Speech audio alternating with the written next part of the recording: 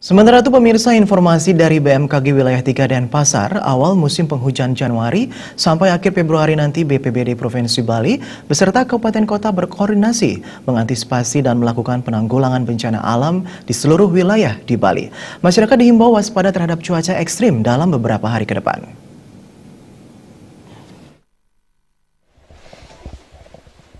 Terhitung dari bulan Januari sampai awal bulan Februari telah terjadi beberapa kejadian bencana yang disebabkan oleh cuaca, curah hujan tinggi dan angin kencang.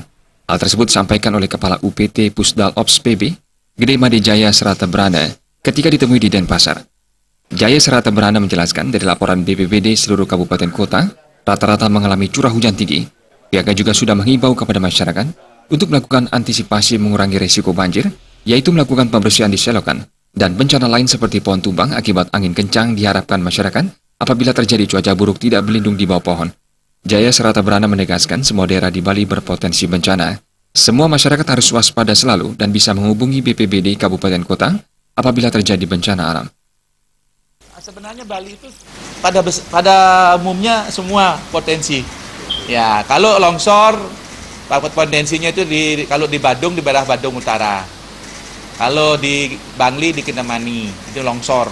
Kalau hujan tinggi pasti. Nah, Karangasem juga ada beberapa titik yang di perbukitan, di Buleleng, di Bedugul, sampai di Git-Git dan lain sebagainya itu rawan longsor dan rawan banjir. Nah, ini kita sudah antisipasi dan ini semua sudah siaga 24 jam. Kami dari BPBD Provinsi dan jajaran kita, Kabupaten dan Kota, BPBD Kabupaten dan Kota itu sudah melakukan antisipasi. Jadi ketika terjadi, kita sudah lakukan persiapan kita atau siaga 247.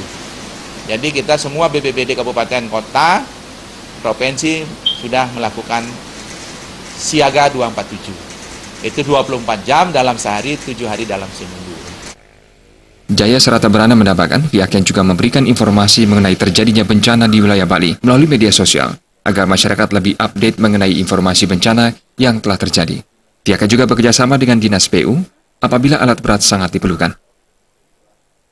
Alit Setiawan, Bali TV.